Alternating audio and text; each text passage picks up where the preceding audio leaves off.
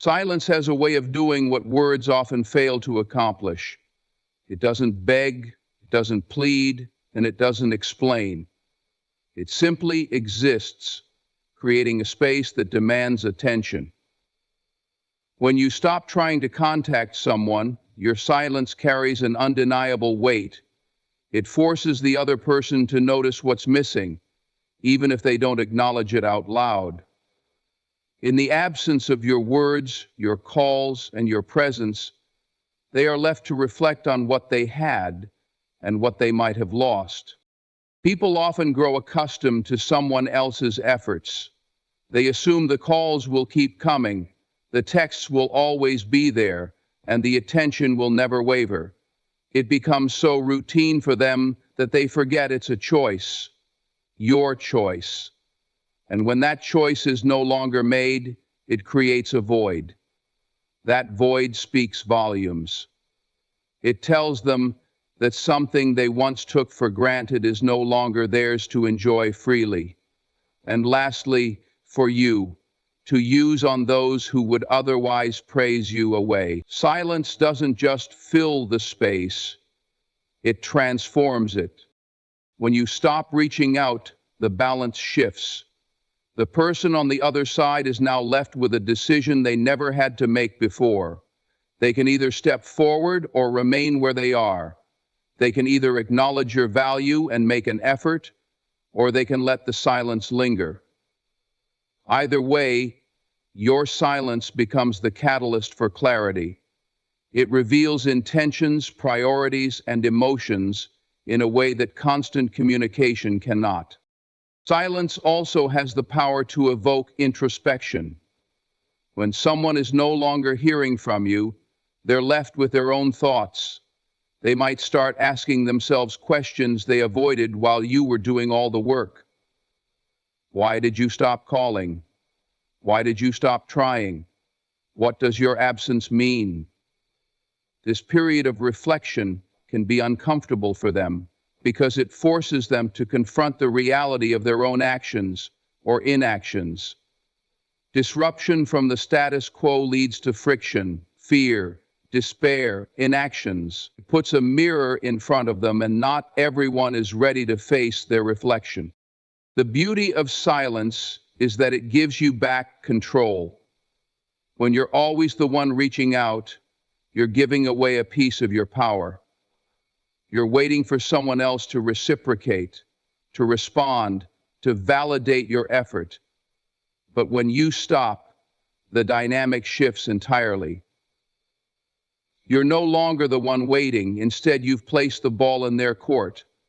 The silence now belongs to them, and they have to decide what to do with it. That shift in control is powerful, not just for them, but for you as well. In many cases, silence is more impactful than confrontation.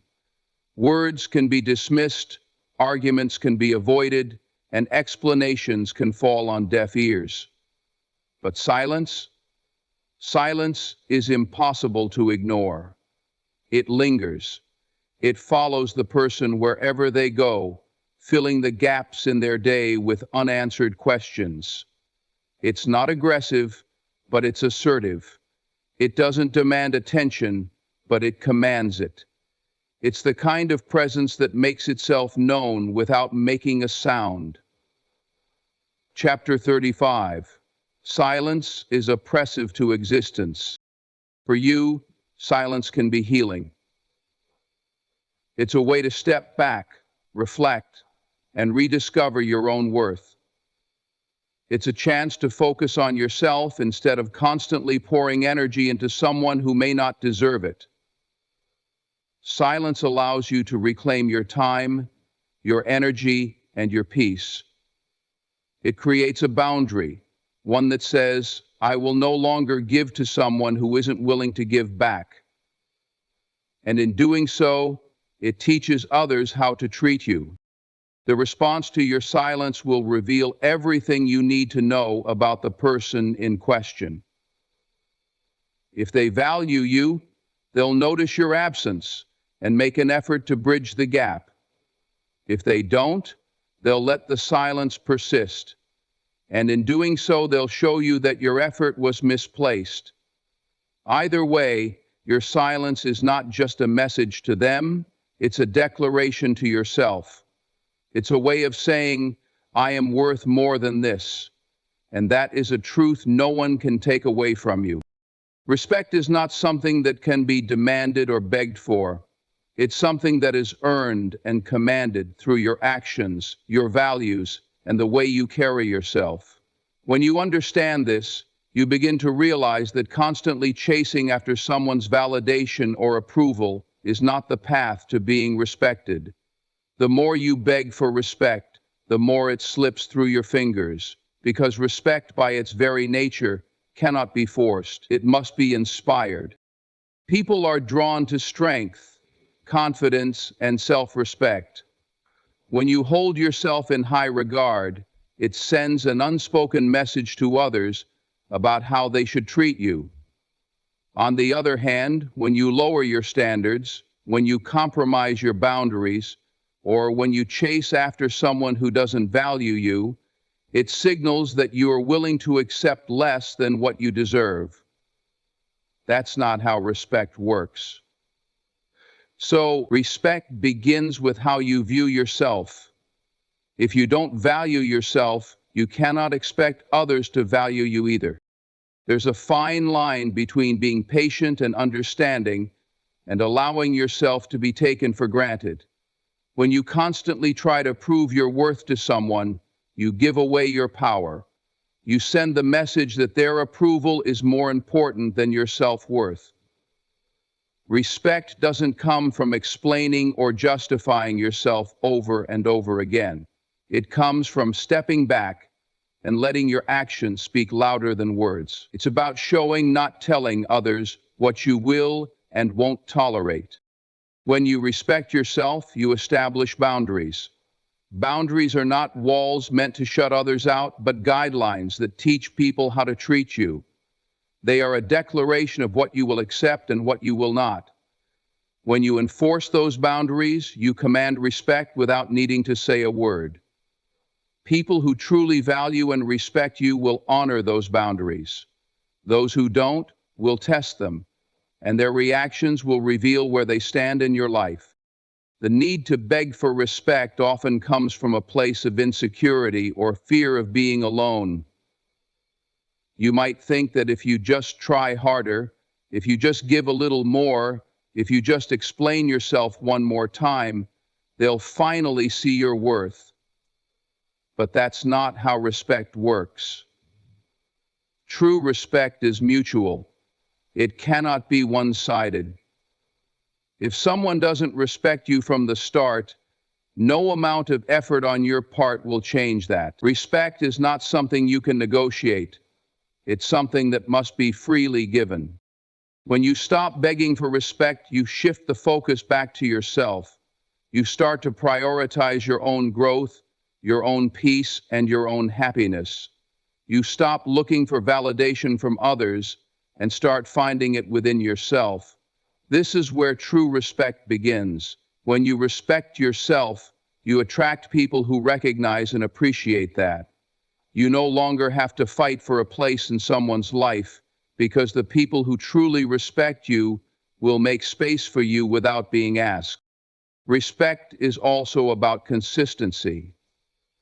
It's not just about how you demand to be treated in one moment, but about how you consistently uphold your values and boundaries over time. People notice when you stick to your principles, even when it's difficult. They notice when you refuse to settle for less than what you deserve. This consistency commands respect because it shows that you are not willing to compromise your integrity for the sake of convenience or approval. And because they seek compassion and respect of your convenience or approval, in life there will always be people who test your resolve, who try to see how far they can push you, and who take advantage of those who don't know their worth. The key is to stand firm. Respect is not about being loud or aggressive. It's about being firm and unwavering in your self-worth. It's about knowing when to walk away from situations that don't honor you and when to let go of people who refuse to respect you. This strength of character is what truly commands respect from others. A true connection is built on reciprocity, the mutual exchange of energy, effort, and intention. It cannot thrive if only one person is giving while the other simply takes. When two individuals come together, whether in friendship, partnership, or any other meaningful relationship, there must be a balance. Each person brings something valuable to the table, and both should feel equally invested. Without this balance, the connection becomes one-sided, unsustainable, and ultimately unfulfilling. Reciprocity is not about keeping score or ensuring every action is perfectly matched. It's about creating a flow of give and take that feels natural and equitable. When you consistently invest your time, energy, and care into a relationship, it's only fair to expect the same in return. A true connection doesn't require you to chase after someone to prove your worth or beg for their attention. Instead, it thrives when both individuals recognize each other's value and actively work to nurture the bond. One-sided connections are exhausting. When you're the only one reaching out, making plans, or showing interest, it drains your emotional energy. Over time, it begins to feel like you're carrying the weight of the relationship alone. This imbalance not only affects your emotional well-being, but also diminishes the quality of the connection. A true relationship is meant to uplift and energize you, not leave you feeling depleted. When both parties contribute equally, the relationship becomes a source of strength and comfort rather than a burden. Reciprocity also fosters trust and respect. When someone consistently shows up for you, makes an effort to understand you, and values your presence, it builds a foundation of mutual respect. You feel seen, heard, and appreciated, which deepens the connection. On the other hand, when one person constantly gives while the other takes, it creates resentment and mistrust. You may start to question the other person's intentions or feel that your efforts are being taken for granted. True connections eliminate these doubts because both individuals are equally invested. It's important to recognize that reciprocity doesn't always look the same for everyone. People have different ways of expressing their care and commitment. For some, it may be through words of affirmation. For others, it could be through acts of service or quality time. What matters is that there's a genuine effort to give back in a way that aligns with the other person's needs and expectations. Understanding and respecting these differences is a key aspect of building a reciprocal connection. A true connection also involves emotional reciprocity. It's not just about actions, but about being emotionally available and supportive. When one person is vulnerable, the other listens without judgment. When one is struggling, the other offers comfort and encouragement. This emotional give and take creates a safe space where both individuals can be their authentic selves. It reinforces the idea that the relationship is a partnership, not a transaction. Reciprocity extends to the small, everyday moments as well. It's the text message to check in, the shared laughter over an inside joke, or the willingness to compromise when there's a disagreement. These small gestures may seem insignificant on their own, but together they form the fabric of a strong and meaningful connection. They show that both individuals are willing to put in the effort, not because they feel obligated, but because they genuinely care. When a relationship lacks reciprocity, it's a sign that something needs to change. Perhaps the other person is unaware of how their behavior affects you, or maybe they're not as invested as you are. In either case, it's important to communicate openly and honestly about your feelings. A true connection is built on mutual understanding, and sometimes that requires addressing uncomfortable truths. If the other person values the relationship, they'll make an effort to restore the balance. Reciprocity is about valuing each other equally. It's about recognizing that both individuals bring something unique and irreplaceable to the relationship. When this mutual exchange is present, the connection becomes a source of joy, growth, and fulfillment for both parties. It's not about perfection, but about effort, and when both people are willing to put in that effort, the bond becomes unbreakable. Your time and energy are among the most valuable resources you possess. Unlike money or material possessions, they are finite, and once spent, they cannot be reclaimed. How you choose to invest these resources defines the quality of your life and the kind of relationships you build.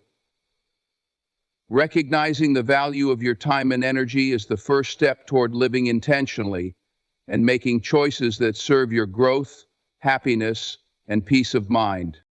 When you don't value your time and energy, you may find yourself in situations that drain you. You might feel obligated to say yes to everything, constantly accommodating others while neglecting your own needs. Over time, this pattern leaves you feeling stretched thin, emotionally exhausted, and resentful. Your time and energy are not infinite, and they should not be treated as though they are. Every moment you spend on something unworthy is a moment you lose for something meaningful. Every moment you lose for something meaningful. People often mistake being busy for being productive. You might fill your schedule with commitments, thinking it reflects your worth or importance, but if those commitments don't align with your values or goals, they become distractions rather than achievements. True productivity isn't about doing more, it's about doing what matters. It's about being selective with your time and energy, choosing to invest them in things that bring value, growth, and joy to your life. One of the biggest ways to honor your time and energy is by setting boundaries. Boundaries are not about being selfish or unkind. They are about self-respect. They communicate to others that you value yourself and that you won't allow your resources to be wasted. When you set clear boundaries, you protect yourself from situations, people, or commitments that do not serve your best interests. This doesn't mean cutting people off or isolating yourself.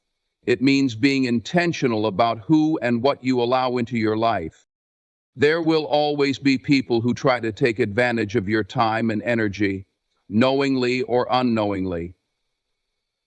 They may expect you to drop everything for them, demand more than you can give, or guilt you into prioritizing their needs over your own.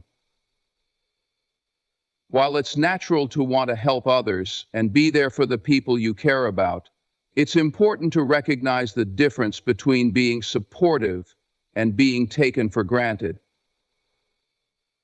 Instead, you cannot pour from an empty cup. Taking care of yourself first ensures that you have the capacity to care for others in a healthy and sustainable way. And lastly, there may come a time. Respecting your time and energy also means letting go of things that no longer serve you. This could be toxic relationships, unfulfilling jobs, or habits that hold you back. Letting go can be difficult, especially when you've invested a lot into something or someone. But clinging to things that drain you only keeps you stuck. By freeing up your time and energy, you make room for opportunities and people who align with your values and aspirations. Time and energy are not just about doing, they're also about being. It's important to create space for rest, reflection, and self-care. When you're constantly on the go, you lose touch with yourself and what truly matters to you. Taking time to recharge isn't a luxury, it's a necessity. It allows you to show up fully in your life and give your best to the things that matter most, particularly in the realm of personal development. Another key aspect of valuing your time and energy is learning to say no. Saying no can be uncomfortable, especially if you're someone who doesn't want to disappoint others. But every time you say yes to something that doesn't align with your priorities, you're saying no to something that does. Saying no is not a rejection of others, it's an affirmation of your own worth and priorities. It's a way of ensuring that your time and energy are spent in ways that bring meaning and fulfillment.